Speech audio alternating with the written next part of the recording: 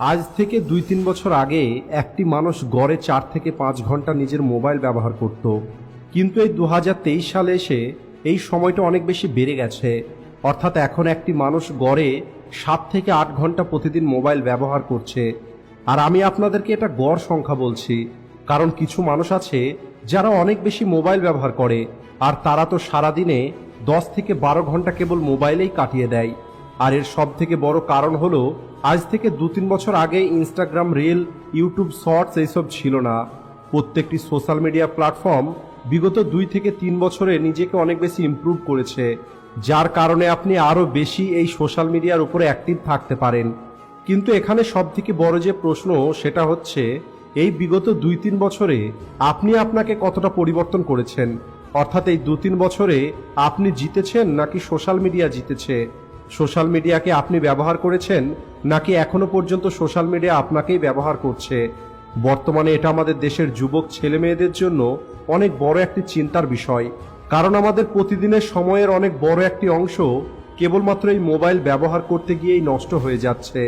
আমরা প্রত্যেকে আমাদের জীবনে কিছু না কিছু করতে চাই, কিছু না কিছু হতে চাই, আমাদের নিজের নাম আমাদের দেশের মধ্যে এবং দেশের নাম সারা পৃথিবীর মধ্যে উজ্জ্বল করতে চাই।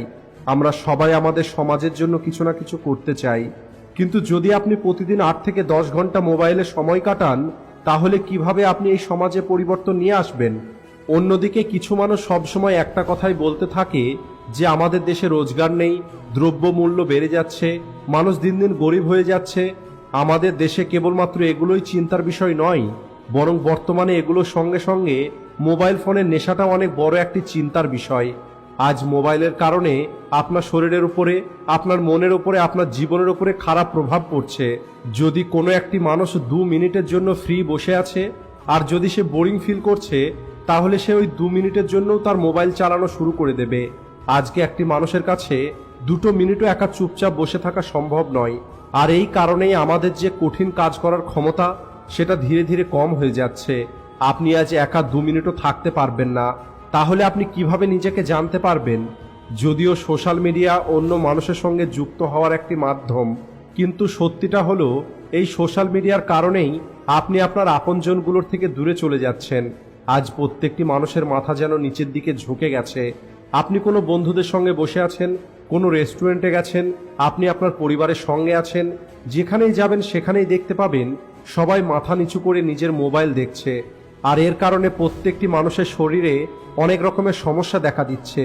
কিছুদিন আগে আমি ইউটিউব শর্টসের মধ্যে অনুপম খেরের একটি শর্ট ভিডিও দেখেছিলাম, যেখানে অনুপম বলেন মোবাইল ফোন আজকাল অনেক শক্তিশালী হয়ে গেছে। আর মোবাইল হঠাৎ করে এতটা শক্তিশালী হয়ে যায়নি, কারণ মোবাইল অনেক কিছু খেয়ে নিয়েছে। মোবাইল হাতের ঘড়িকে খেয়ে নিয়েছে, চিঠি খেয়ে নিয়েছে, রেডিও টেপ রেকর্ডার খেয়ে নিয়েছে, টর্চ খেয়ে নিয়েছে, বই খেয়ে নিয়েছে, প্রতিবেশীর সঙ্গে ভালো সম্পর্ক খেয়ে নিয়েছে। মানুষের কাছে সময় নেই, কারণ প্রতিটা মানুষের সময় এই মোবাইল খেয়ে নিয়েছে। সম্পর্কগুলোকে খেয়ে নিয়েছে, সুস্থ শরীরকে খেয়ে নিয়েছে, ছোটদের ছোটবেলা খেয়ে নিয়েছে, পরিবারের একতা খেয়ে নিয়েছে, বন্ধুদের গল্পকে খেয়ে নিয়েছে। এই মোবাইল আজ মানুষকে একটি রোগী তৈরি করেছে। একটি মোবাইল হঠাৎ করেই এত শক্তিশালী হয়ে ওঠেনি, তাকে অনেক কিছু খেতে হয়েছে। আর আজ প্রত্যেকটি মানুষ নিজেকে অন্যের থেকে ভালো দেখানোর চেষ্টাতেই ব্যস্ত। অন্য মানুষগুলোকে ইমপ্রেস করতে গিয়ে, অন্য মানুষের থেকে নিজেকে ভালো দেখাতে গিয়ে সে তার পছন্দ মতো জীবন যখন পায় না, তখন তার মধ্যে ডিপ্রেশন চলে আসে। বসে বসে মোবাইল ফোন চেক করতে থাকা, যে সামনের মানুষটি আমার স্টোরি লাইক করেছে কিনা, সামনের মানুষটি আমার পোস্ট তো দেখে নিয়েছে, কিন্তু তারপরেও লাইক কেন করেনি, কেউ কমেন্ট কেন করেনি। তাহলে বলি, এই সব কিছু বন্ধ করুন। জীবনে অনেক কিছু আছে করার মতো। আপনি হয়তো জানেন না কত মানুষ আপনার উপরে আশা করে বসে আছে, আর আপনি এগুলো কি সব করছেন। আপনাকে সোশ্যাল মিডিয়াতে ভালো হতে হবে না, বরং আপনাকে রিয়েল লাইফে ভালো হতে হবে। সোশ্যাল মিডিয়াতে নয়, বরং রিয়েল লাইফে বন্ধু তৈরি করুন।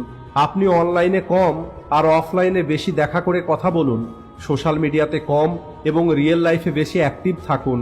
খাবারের উপোস করলে আপনার ডাইজেশন ভালো হয়ে যাবে, আর সোশ্যাল মিডিয়াতে উপোস করলে আপনার মাইন্ড এবং জীবন ভালো হয়ে যাবে। একদিন ইনস্টাগ্রামের উপবাস করুন, একদিন ফেসবুকের উপবাস করুন, আর একদিন মোবাইল ফোনের উপোস করুন। আমি আগেও বলেছি, আবারও বলছি, সিগারেটের অ্যাডিকশন কেবলমাত্র আপনার ফুসফুসকে নষ্ট করবে। কিন্তু মোবাইল ফোনের অ্যাডিকশন আপনার সম্পূর্ণ জীবনটা নষ্ট করে দেবে।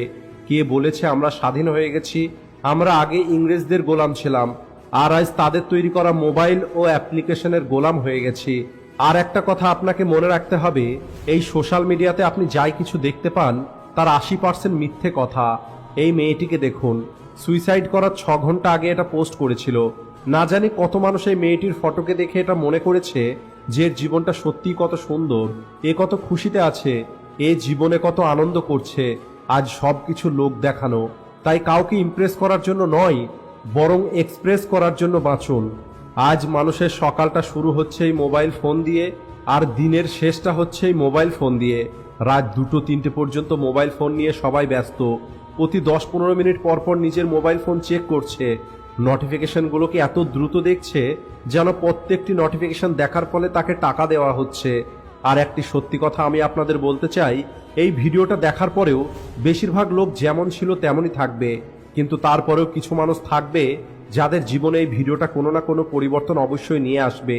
তাই আপনাদের কাছে একটি ছোট্ট অনুরোধ, ভিডিওটি শেয়ার অবশ্যই করবেন, কারণ যখন আপনি একটি পরিবর্তন নিয়ে আসবেন আপনাকে দেখে আরও বাকি মানুষগুলো পরিবর্তন হবে। নিজেকে সোশ্যাল মিডিয়া থেকে দূরে রাখুন, আর কেবলমাত্র নিজের কাজেই সোশ্যাল মিডিয়াকে ব্যবহার করুন।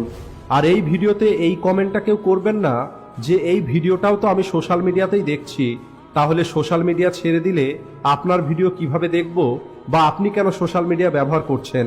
তাহলে বলি, দেখুন, বেঁচে থাকার জন্য খাবারের প্রয়োজন, কিন্তু অতিরিক্ত এবং খারাপ খাবার আপনাকে মেরেও ফেলতে পারে। ভিডিওটি শেষ পর্যন্ত দেখার জন্য আপনাকে অসংখ্য ধন্যবাদ।